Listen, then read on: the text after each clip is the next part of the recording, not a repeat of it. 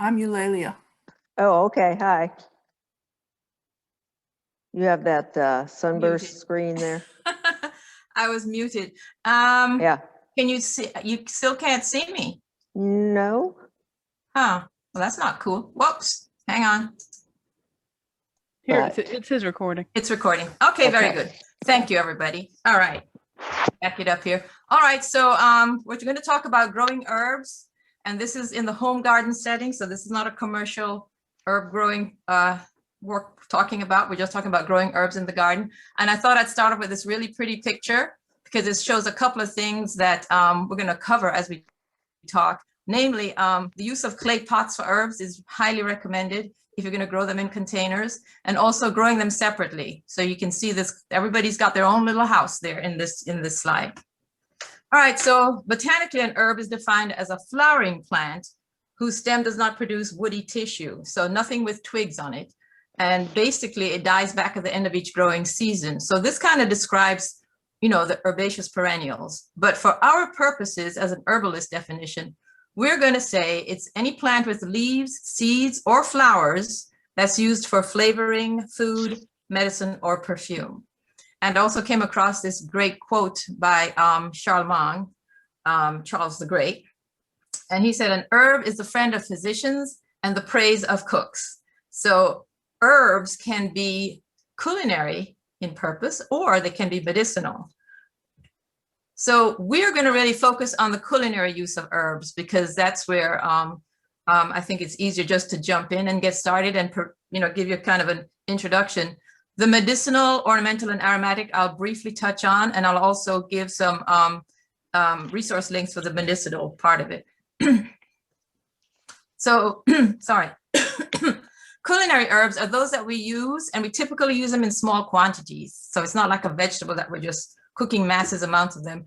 We use them in small quantities because they have, certain flavors that we're trying to use to enhance the food. And some of the more popular ones, parsley, sage, chives, thyme, oregano, rosemary, and basil are some of the more popular ones. Now, medicinal herbs are kind of a special thing, and that could be a whole talk in itself. But I want you to just remember that most herbs are harmless. But some can become dangerous if they're consumed in excessive amounts. So what is excessive? It depends on what your health situation is and also what kind of medications you're taking. So if you're going to use herbs for medicinal purposes, you want to check for any kind of potential interactions they could have with prescription drugs. And you want to use reputable sources. So let's go to some of them. And this address is given in your resource list, Medline Plus. This will be a link. It's from the U.S. National Library of Medicine. And you can see it has the different, it'll mention the different herbs. You can click on that and it will give you some pretty comprehensive information about those. There's another one from the National Institute of Health, Herbs at a Glance. And this also lists the different herbs, and it has like little fact sheets. And it talks about some of the different side effects that these herbs can have and the potential combinations with different medicines. So again, great sources. And of course, there's an app for that. So there's an Herbalist app you can download. It's free. And it can also provide people who are going to really get into the use of herbs as medicinal, for their medicinal properties. This would be another thing to consider. I have not checked out the app, but if you do, I'd be interested to hear how it turns out. So, you're going to research this information, check any dietary supplements, any herbal remedies, learn about the dosages, tell the doctors, your doctor, if you're taking any herbal supplements, because they would need to know of any possible drug-herb interactions. But also, doctors can't keep up with everything. So you as a consumer of that herb should also educate yourself, do the research, and then share that information in case they're not familiar with some of these drug and herbal interactions. So that was it briefly for herbs as medicine. Herbs as ornamentals.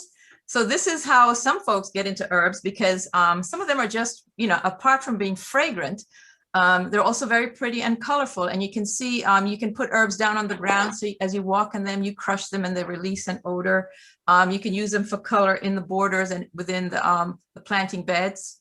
Some of the ornamental herbs are ornamental because the leaves are variegated. They have different kind of colorings. It could be purple and white and yellow and different kind of shades of green. So some of those are, you know, you can have them, they're dual purpose herbs. You can use them for culinary purposes. You can use them for ornamental purposes. And actually, you could also be using them for medicinal purposes. So I found this really beautiful picture of this kind of a formal herb garden arranged into what's kind of like a maze with these crushed stone paths going through, and then it's going in this, you know, this pattern of this circular pattern. So I thought that was kind of inspirational for the thought of the concept of using herbs as an ornamental. And I also came across this fun diagram of a multi-ethnic herb garden where the designer, if you look on the beds that are labeled A, the outer beds A, those are all Mexican herbs that are used in cooking. And then the inner ones here are Mediterranean, Asian, Provençal, and then also a lemon lime combination. So we're looking at the outer part of the garden here. This is with the Mexican herbs or plants that are used in Mexican cooking. And there was a Southeast Asian portion of it, the lemon lime herbs, and then the Provençal herbs. So that was kind of cute, just kind of arranging them in the all together according to their culinary use.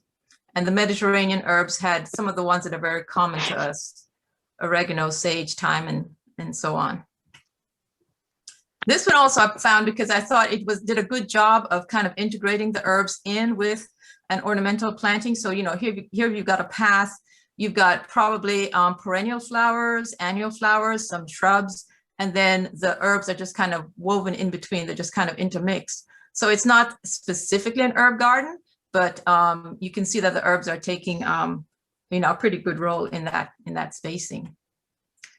Then we'll talk about the aromatic herbs, and this is the ones where the oils from those herbs, they can be used to produce toilet water, perfumes, various scents. When they're dried, these herbs, the leaves retain their aroma for a considerable period of time, like, you know, 1, 2, 3 years even. And some of the most common ones that are familiar to us would be lavender or lemon verbena and rosemary. And also clary sage would be one of those too. So people who are just starting out growing herbs, the first thing you need to know is that they have different life cycles. And the reason this is important is because if you're planting an annual herb and then it dies on you, you need to know that it was supposed to die. It was not a perennial, and so it's not something that you've done that was wrong. So you need to know the life cycle of it, and then also what it prefers to grow in. Many of these herbs evolved, the ones we commonly use evolved in Mediterranean climates. So they had, you know, hot, dry soil, well-drained soil, not very fertile soil. So you kind of need to know where it originated from and what kind of drainage you need in the soil, and also what kind of fertility it needs. A lot of these herbs don't require very fertile soil. So in some ways, herbs should be easy to grow, and some are easier to grow than others. I came across this and I thought this was interesting, just the origins of herbs, and to understand how they come from different parts of the world. And some are from the temperate climates, like, for example, those that came from Europe. And then some are coming from the tropical, subtropical areas, India, Asia, Southeast Asia. And so understanding their origins also helps you to understand why they have to be grown in a certain way.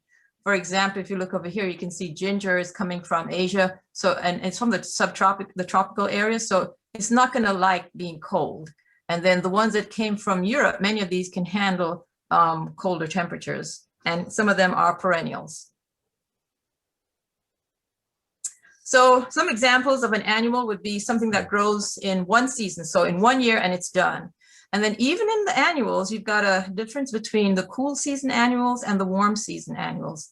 So for example, dill and cilantro, they like the cooler weather, and the time you plant them would be when it's in the cooler parts of the year.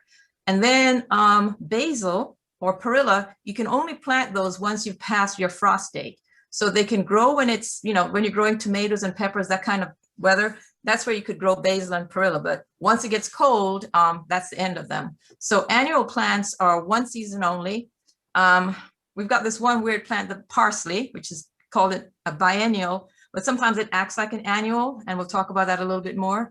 But typically a biennial would be the first season is vegetative growth. And then the second season, it goes through winter and goes dormant, and then it regrows the second season. And that's the season it's going to bloom and set seed. So biennials have, 2 years to grow. And then you have the perennials that can grow several growing seasons. And that's a lot of the herbs fall under that category. So this is in one of the handouts that I gave Connie. And this is a calendar, a container garden planting calendar for herbs in the Piedmont in North Carolina. But we can use this also here in Eastern North Carolina. And it's just giving you an example. For example, I mentioned cilantro was a cool season annual, and you can see that you can start seeding, planting seeds in February, March, and April. If you look down here, S is for seeds, T is for transplants, and B is for bulbs. And then something like basil, which is a warmer season annual, you wouldn't start planting that until mid-April and so on. So again, just be aware that depending on whether it's cool or warm season, that affects when you can start planting it outdoors. So in terms of site selection, most of the herbs need full sun, at least 6 to 8 hours of full sun. That's how they get to get those different aromatic compounds concentrated in their leaves. Now, there are some herbs that can take light shade, and lemon balm and the mints can do that, and also turmeric. So turmeric can actually, it does well in light shade. For most of the herbs, the soil pH tends towards to be more alkaline than acid. So 6.5 for most of them, pretty much all of them, except for the mints. They all need well-drained soil. So that's one of the issues that folks can have problems with. If you have soil that doesn't drain well and it rains and there's standing water and so on, you get the roots will die very quickly. And so that's why herbs, a lot of these herbs will also do well in pots because they're above ground. That soil will drain and you won't have as much problems with the roots rotting. They also need good air circulation so you don't end up with any kind of fungal diseases. So look at the drainage issue, that's very important, and also the light. So if you're growing herbs in the ground, in terms of preparing that soil, they recommend taking a soil test every 3 years or so because you want to make sure that you're in that target range of 6.5 for most herbs. Our soil here tends to become acidic. And so if it becomes too acidic, then it's not good for the herbs. So that's why you need to continually, every few years, check on the pH.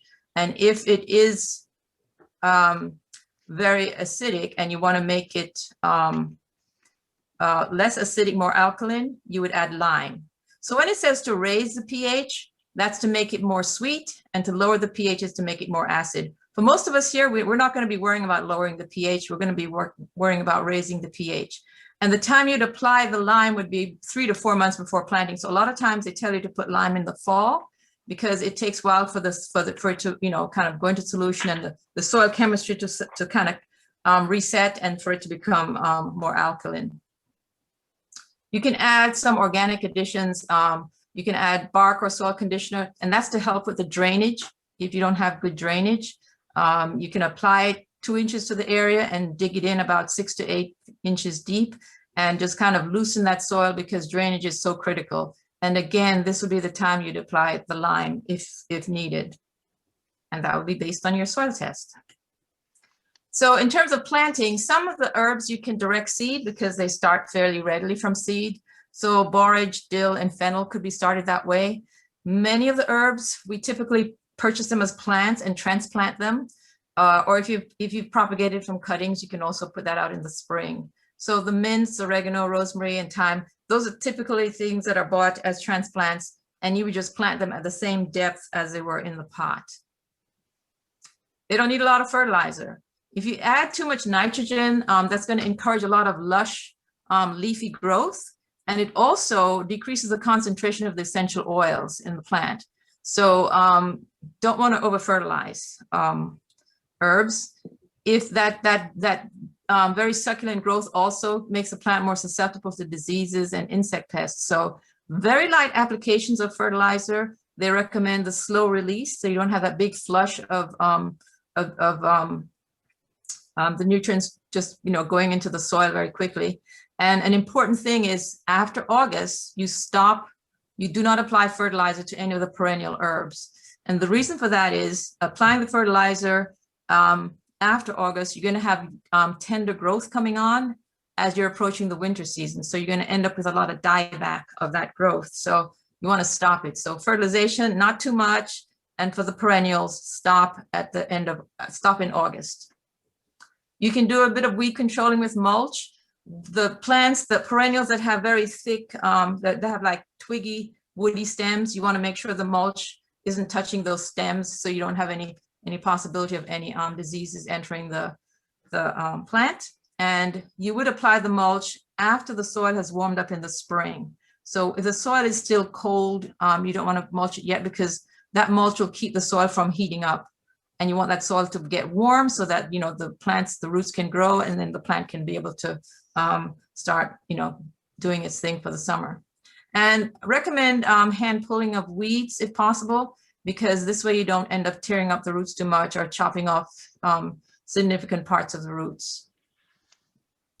For the hardy perennials, again, we said end of August, stop harvesting the leaves and no more fertilizer, because whenever you prune it and harvest it, it's going to put out new growth. So stop harvesting, no more fertilizer. And some of the herbs, you can bring them inside if you pot them up. For example, I don't have a lot about the scented geraniums, but there's some really nice scented geraniums with like a rose scented leaves or, you know, citrus scented leaves or so on. You can take those pots and bring them indoors and overwinter them indoors. And again, if you're leaving them outdoors, you know, you can add a layer of mulch. And again, good drainage is really important. So if you've not amended the soil, in the winter when we get a lot of rain and not much evaporation because it's so cold, this is when you're going to have troubles. So drainage is very important to amend that soil before you plant the perennials. So let's talk about growing them in containers, because we talked about this with the vegetables. And we just want to continue this because not everybody has access to a nice sunny spot or the ground that is suitable for these herbs. So they can be grown in pots outdoors. And again, notice that these are clay pots we're looking at. They are at least 8 inches deep. In some of these pots, we have combinations of plants. And to me, it looks pretty. It's like a little garden, but I think they tend to get crowded. You know, in this one here, you've got chives, you've got thyme, you've got sage, you've got parsley, and it looks like we've got mint here and then oregano over here. That's a lot of action. And then over here, you've got little basil seedlings coming up, and then you've got cilantro, and then this could be fennel or dill here. That's a lot of stuff going on in these pots. But, you know, to start it off, you could do that. But if you want to keep them going for a long period of time, you want to consider giving everybody their own space. So for the containers, again, we mentioned with the growing the vegetables, use that soilless potting mix. Don't, you know, dig soil up from the ground and put it in the pots because you could bring in disease problems. We mentioned clay pots are good. They should be at least 8 inches deep to allow proper root growth. If they're too small, they tend to dry out very quickly, and then you have plants wilting and being stressed. So you don't want, you know, very small pots. The ones that are too large, they may not drain quickly enough, and you could have root rot problems. So kind of in between. Most important, they should all have a drainage hole because you don't want any of those roots sitting in standing water. And this is something kind of new, just to mention. In the past, for many years, people were told that if you wanted to improve the drainage in pots, that you could put rocks at the bottom. And so a lot of people are doing that for many years, myself included. And now they're telling us that's a no-no. It doesn't really improve the drainage. And what it does is if you have the soil just naturally in there, as the water drains, the wettest part of the soil will be right at the very bottom of the pot.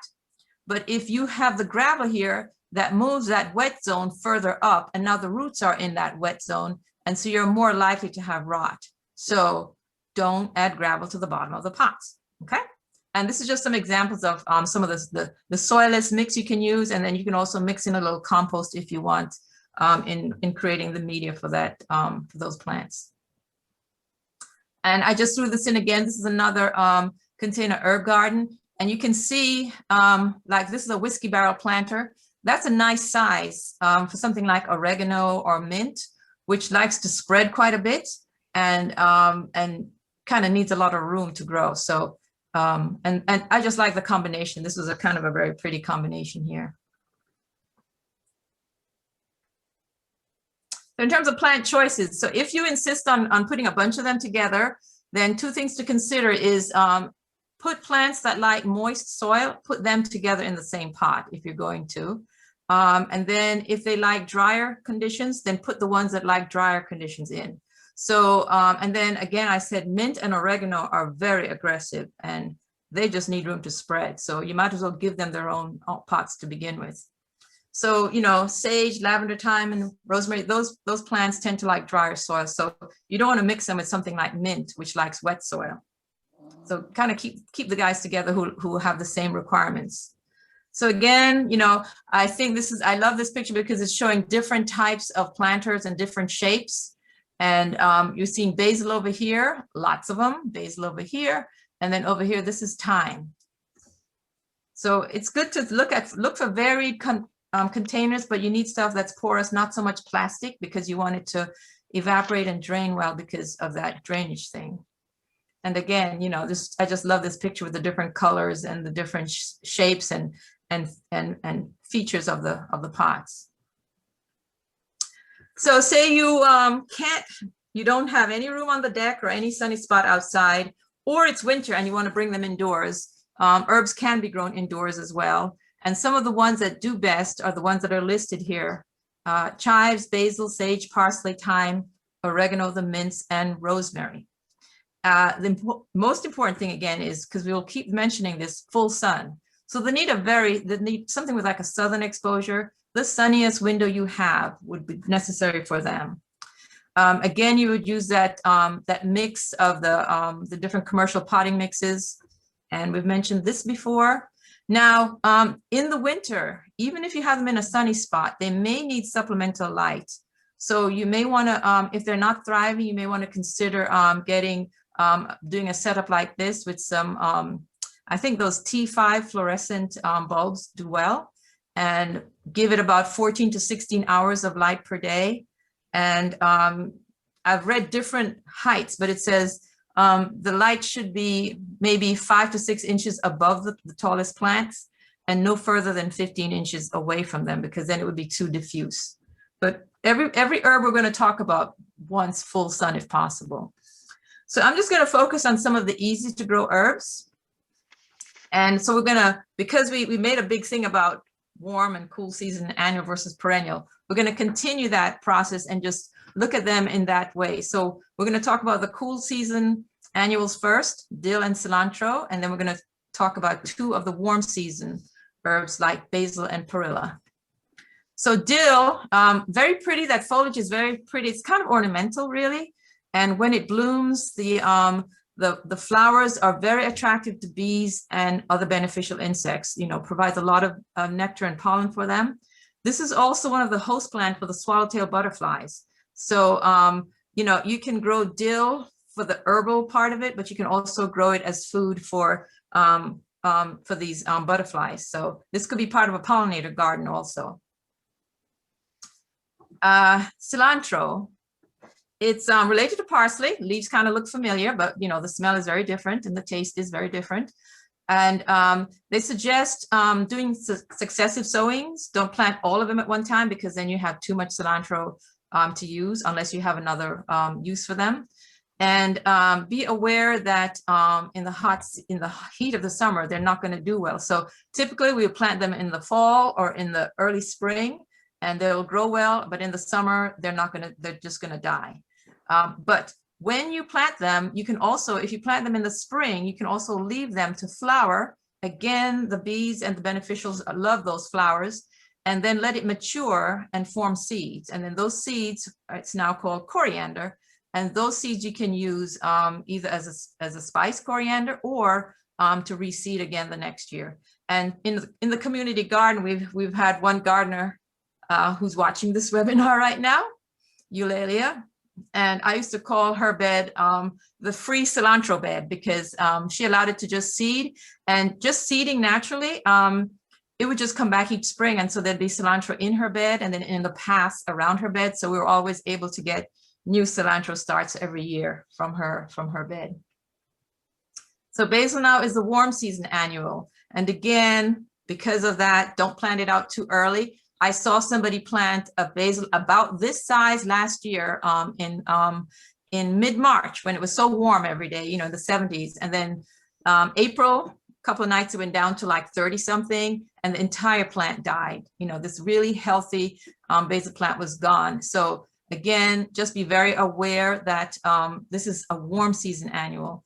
So, and so, you know, you can harvest it up until frost, but then it's done. Now, if you want to, and if it's in a pot, you can cut it all the way back and then bring it in and then kind of overwinter it indoors and then bring it back outside and you have a really sturdy start to begin with. They say successive sowings again, because if you sow all your basil at one time, all the basil will be ready at the same time. So that might not be ideal. So, you know, you may sow some 1 week and then 2 weeks later you sow some more seeds and just stagger the harvest. Again, low fertility, because if you give this too much nitrogen, you just end up with a lot of leafy growth and it's not going to be that pungent of basil. And they wilt. If they get very dry, they will wilt and be stressed very easily. You also want to periodically, because we're only growing these for the leaves, whenever you see it start putting out those little white flowers, you may want to just pinch them off, and that will allow you to get more leafy growth. And there's so many varieties of basil available. You know, in terms of the colors, some of them are actually quite ornamental. They have different growth habits. Some could be very compact. They have one that grows like a little globe, and then they have the ones that are taller. Here's the Italian large leaf one that's really great for pesto. So different basil come from different parts of the world too. They've got cinnamon or Mexican basil, the Italian basil. This basil is Thai basil. So lots of choices there. And, you know, the only limit is, you know, what you think is attractive and what you think smells good or tastes good for you. Perilla is one of those interesting plants. One of our gardeners started growing that, and I was not that familiar with it, but he really treasured this plant, and he actually would harvest the leaves and FedEx it to his daughter in Boston. So I thought, wow, this is a really important plant. And it has a really good reputation in terms of the nutritional value of this plant. And so it likes well-drained soil in the sun, very drought tolerant, heat loving. And if you see in red, I'm putting in self seeds. So the first year he planted it, he had 1 plant. The next year we had about 10. And every year since then, the perilla pops up all over the place.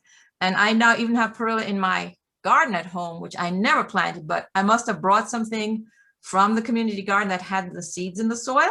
And so it may be a heat-loving annual tropical plant, but those seeds that it sets are very resistant to overwintering, so they will come back. So if you plant perilla 1 year and you let it go to seed, next year you'll have like 100 perilla plants. So whenever you see any description of any plant that says self-seeds or self-sows vigorously, just be aware, unless you want millions of them, you need to stop them when they start seeding. All right, so parsley, this is that strange little plant that acts as a biennial or an annual, depending on how it was grown. So as a biennial, it would die out midsummer, doesn't like the heat, after flowering in the second year. But this is what's interesting. You can plant parsley, you can put out parsley in the spring as a first year transplant. And if it's exposed to a lot of cold weather, it will think it's gone through winter again, and then it will just bolt and bloom in the summer. So it's now become an annual. So just be aware of that. In the heat of the summer, parsley will not do well. They recommend the flat leaf variety for culinary use. And then this curlier parsley, I think it's more used as a garnish. It's kind of a coarser parsley to me, but this is also another host plant for the black swallowtail larvae. So in our garden, whenever we see the swallowtail larvae on any plant, we just leave them alone. We never squish them or do anything, because we love those butterflies when they come out in the summer. So just so you remember what the black swallowtail looks like, you can see those little ends here, is what they call them, swallowtails. So that's the female and that's the male. And they also will feed on fennel, dill, Queen Anne's lace, carrot, anything in that family. They're kind of funny, the caterpillars. If you touch them and they get scared, they will poof, puffed out these little horns to try and scare you. So very fierce little caterpillars. So here are some more of the hosts for some of these butterflies. And so you can also grow some of these herbs with the idea of also encouraging butterfly growth. So it could be a butterfly garden. And these are the herbs that provide nectar for butterflies. So even oregano, which doesn't look like a very attractive flowering plant, but you will see a lot of insects on it when it's flowering. There are also some herbs that will also be attracted to hummingbirds. So again, just keep in mind, some of these herbs are not just, they're multi-purpose herbs. So let's talk about some of the perennials. So these perennials all require full sun and again, well-drained soil, low fertility. Once they're established, they can be pretty drought tolerant, but here's where too much of a good thing is not good. So excessive watering and excessive fertilization can lead to disease problems and also reduce the flavor of these plants. So you just, you know, if ever there's a plant you want to neglect somewhat, it would be these perennial culinary herbs.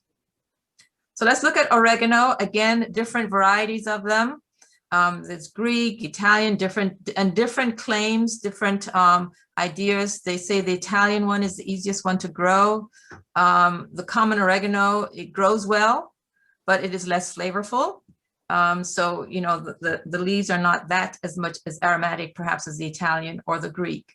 So, you know, when you go to the store and you look for them too, you can also look at, think of the variety. If you're growing it for culinary purposes, you know, you're going to look for the Greek or the Italian. If you're growing it for the flowers and just ease of growth, the common oregano is also one. So full sun, well-drained soil, you'll see this over and over again. So the problem with oregano a lot of times is people plant it and then they don't ever harvest enough of it. But this is a vigorous plant. So in June, you can take off about 1/3 of the top growth of that plant. You can harvest it, and then you can dry it and preserve it and have it for the winter use or whatever. You allow it to regenerate, and then you can harvest it again. So, you know, this is a plant that is a really good producer. You can end up with lots of oregano, enough to share with all your friends and neighbors. So, and also when you harvest them, you have to strip the leaves from the stem because what you're looking for are just the leaves, not the stems. The stems can be kind of tough. Sage is another interesting perennial. I don't have a lot of good luck with sage. For some reason, they always die on me. So I've never gotten a sage to grow to the second year, but I keep trying. But anyway, lots of beautiful foliage. So, you know, it's also, I think they're very ornamental as well as aromatic. So you can look at that. Typically, you plant sage as a transplant. If you start it from the seed, it will be a very slow process. Now, one of the things I have not done because I've never gotten them to grow that much, but eventually they become very woody. And so you should start hard pruning them, meaning taking off some of the dead woody stems in the spring when you start seeing things start to sprout again. And it mentions that the culinary sage should be replaced every 3 to 4 years. With my luck, it's every year. This is one of my favorite plants my favorite herb really to cook with is thyme. And so I can look at this picture all day. It just looks like such a healthy plant. It's my favorite one. And it's also very easy to harvest and to dry. All you have to do is come in and just shear off the tops there. You give it a quick rinse, pat it dry, and you can strip the leaves off the stem and it dries very readily. So different varieties of thyme also. There's English, there's French. This one is lemon thyme, which has kind of a citrusy smell to it. And sometimes some of the thymes are lower growing and some are more upright. But again, full sun, well-drained soil, little fertilization.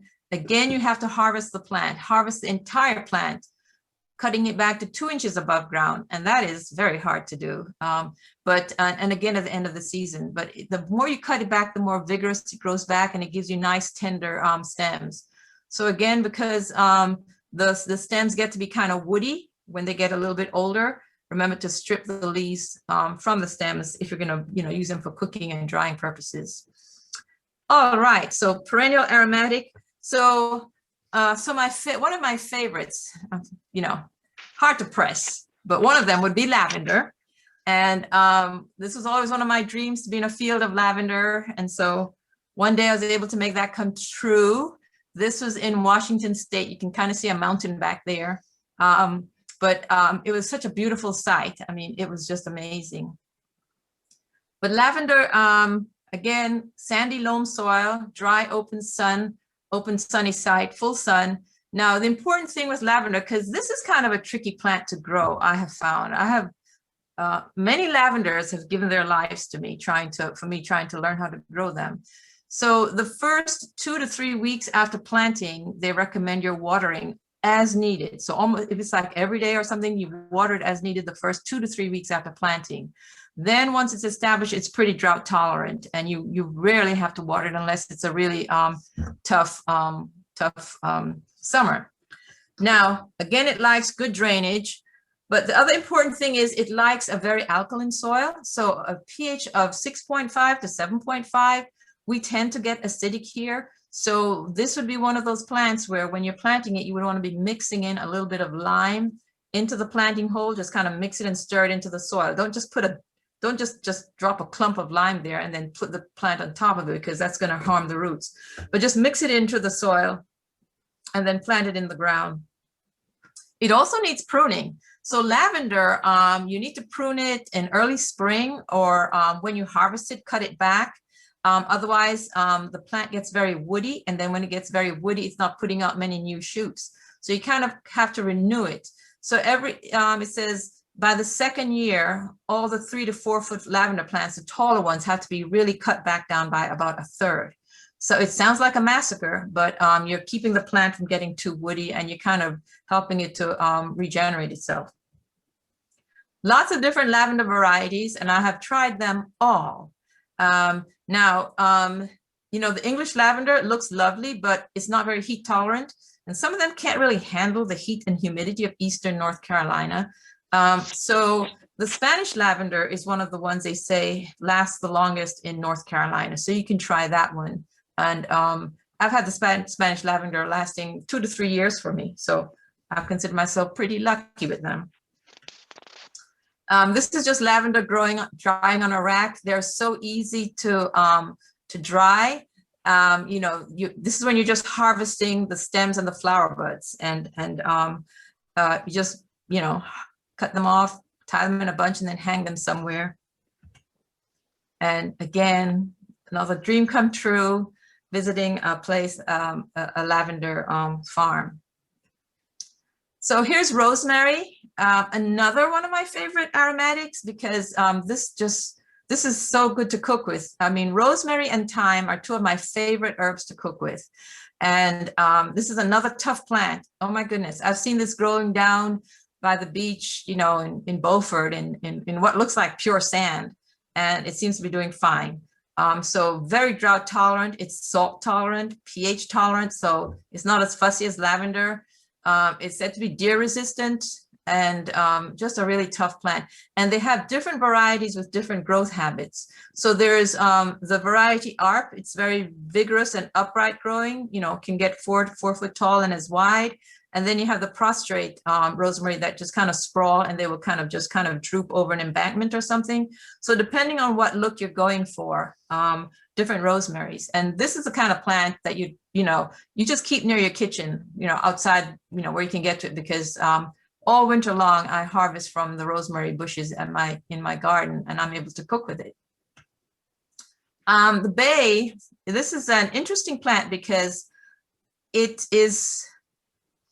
a shrub or a small tree, but you can also grow it in a pot. And if you grow it as a tree, it could be 4 to 6 foot taller, but if you grow it in a pot, you can kind of, keep it smaller. So it's not very, very hardy in the sense that in a really bad winter, you could lose it. So it needs some sheltering, a south-facing site where it can be warm, and then some sheltering from, like the drying winds in the winter. Again, it grows well in containers, and you can actually bring the containers indoors in the winter.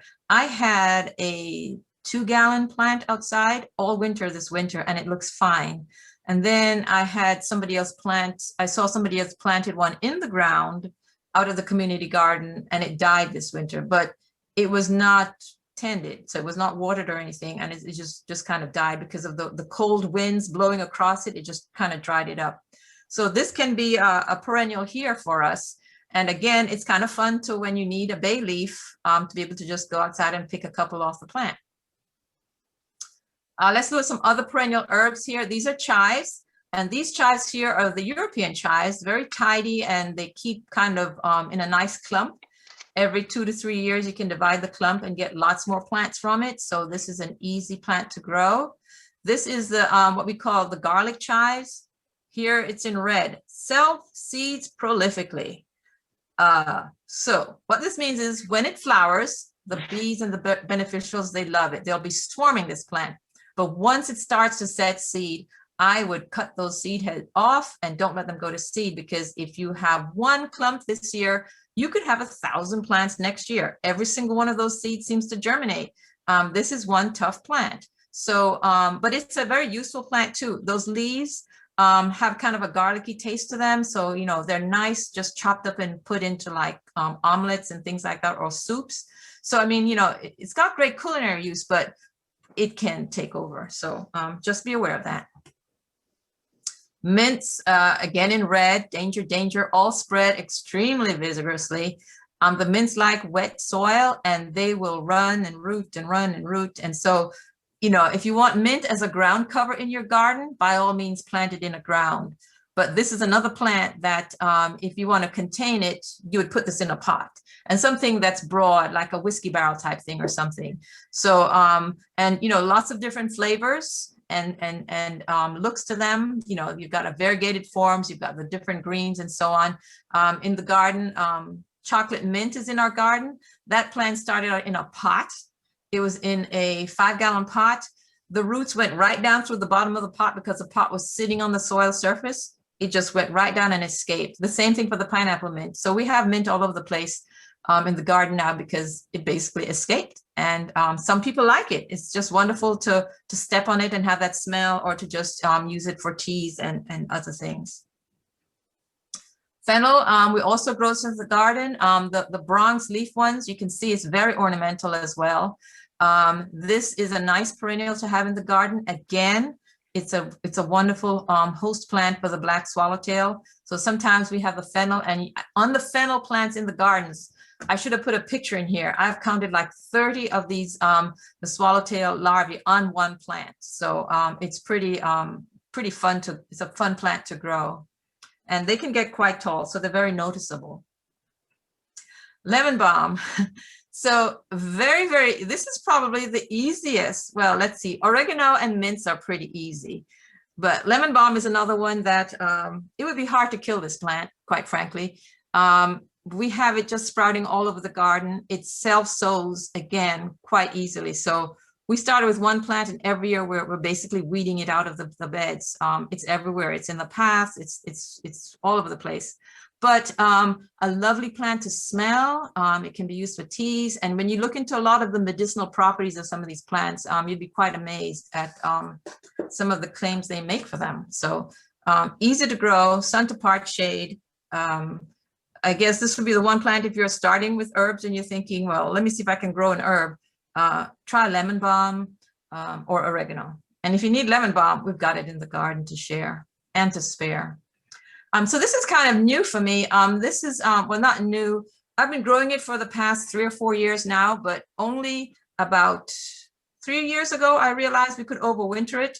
And again, thanks to you, Lelia, who planted it and left it over winter, because I was digging them up because I thought there's no way this plant can survive winter here. It's a tropical plant. But she left it in the ground, and then she mulched it with a nice layer of straw, like 3 to 4 inches of straw, and it came right back. And so, you know, you can actually just find those rhizomes in the produce section at the supermarkets and plant them in the spring. and the leaves will come up, and you can harvest the entire plant at the end of the fall, or you can just break off some pieces from it and then leave bits of it in the ground to come back again next year, so you don't have to start all over, because they will overwinter. And it's, you know, it's just a really nice plant, and you know, it's got lots of medicinal properties. So turmeric is one of those plants that everybody's in a rage for. And you can even plant it in a pot and outdoors, and then bring it in the winter, and then bring it back outdoors. So all kinds of options with turmeric. These are considered marginally hardy here because I think one year we had lemongrass overwinter. It was a very mild winter, but the lemongrass this year did not seem to overwinter. But if the clump is thick enough, maybe the inner portion of it can survive. Lemon verbena, again, one winter I had it come back, and I've never had it come back ever since. But this is a lovely, very fragrant. This is the one, I think, probably the most fragrant leafed herb that you can grow, that if you, especially children, when you crush it and they get to smell it, I mean, they're transported. I mean, this is just one of those plants that make you go, wow. So very fragrant, and it can be used for teas. And then ginger, the culinary ginger. So this is a ginger. You can actually get those rhizomes again in the store if they haven't been treated. I've gotten them from the store, and then when you see them having those little sprouts, you can break off some of those nubs and plant them in the spring, and they can grow all summer long, and then you can harvest them in the fall. I've never left them to overwinter, but this year I might try, just for the sake of trying. So quickly going to go through harvesting, cooking, and preserving. When to harvest. You don't harvest it until the plant has enough leaves where it can support being harvested. So you've got to wait until it's got enough of those leaves.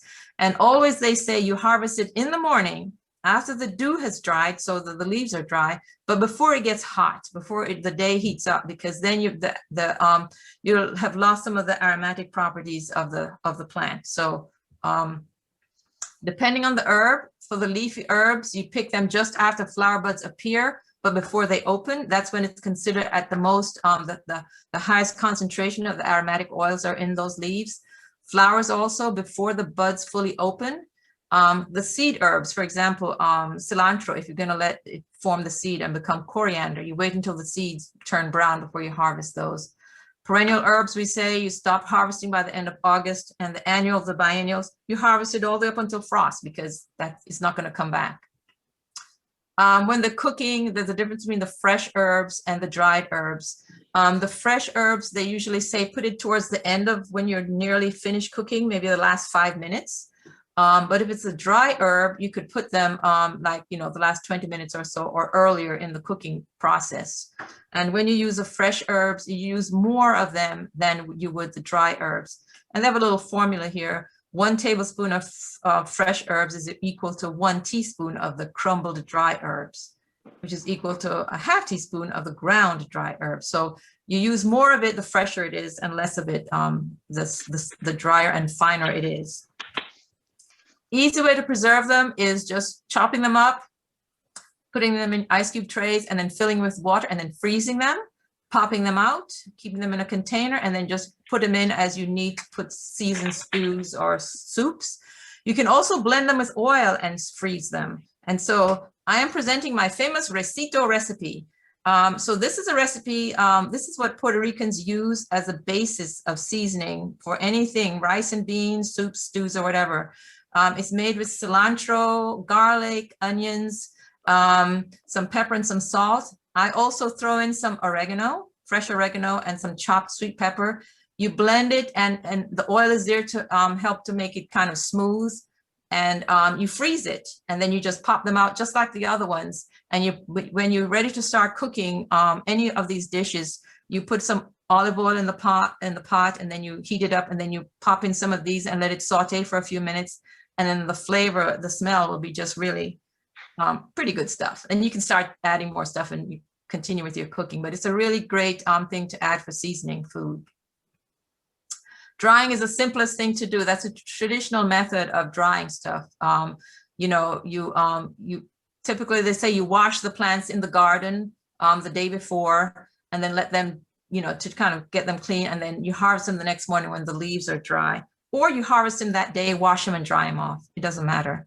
But you remove any damaged leaves, you tie them together, hang them up somewhere where it is well ventilated and darkened, but not dusty. So like not maybe in the garage, that would not be a cool place, but someplace else.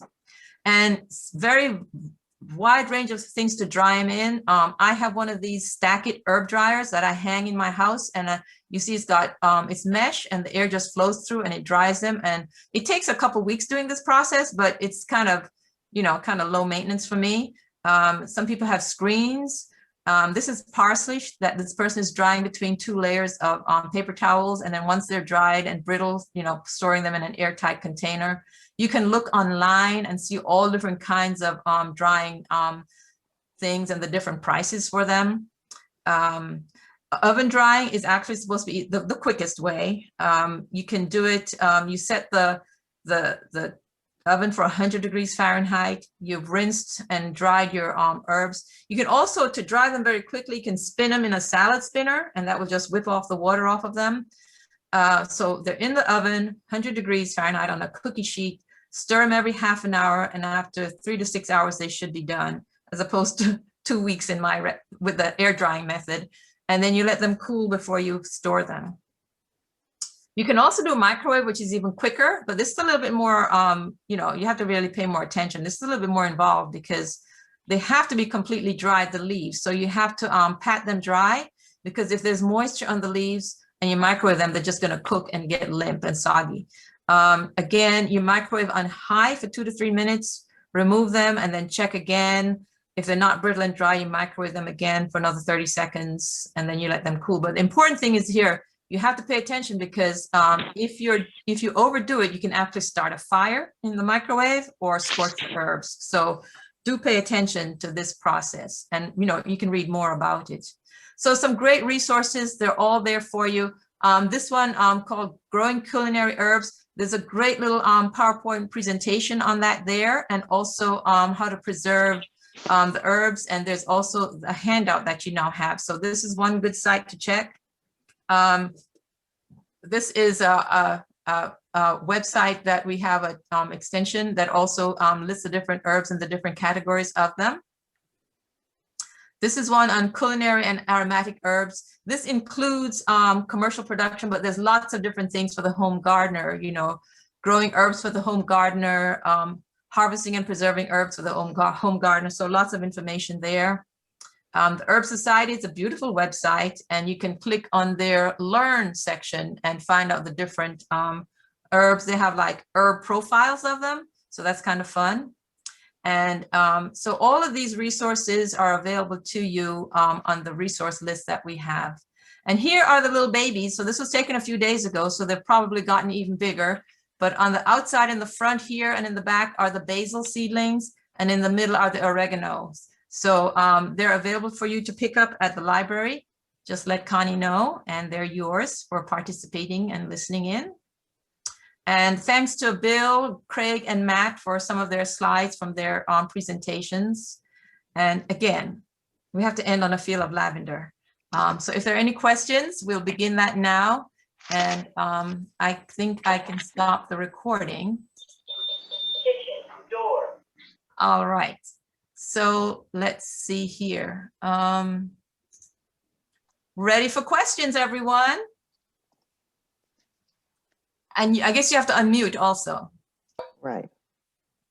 Where do you buy ginger? In the store. So I found, you know, you can get them at Harris Teeter or something. I actually went to my ginger. I just wanted to start with the organic ginger, and I found that at the Asia Mart at it's called H Mart in Cary. They had organic ginger, and I can't seem to find organic ginger locally, but I think even the regular ginger you can get locally. And if you look at the ginger, you will see it's got little nubs on it, and each one of those little nubs is the beginning of a growth, you know, a leaf growth. So you can actually take one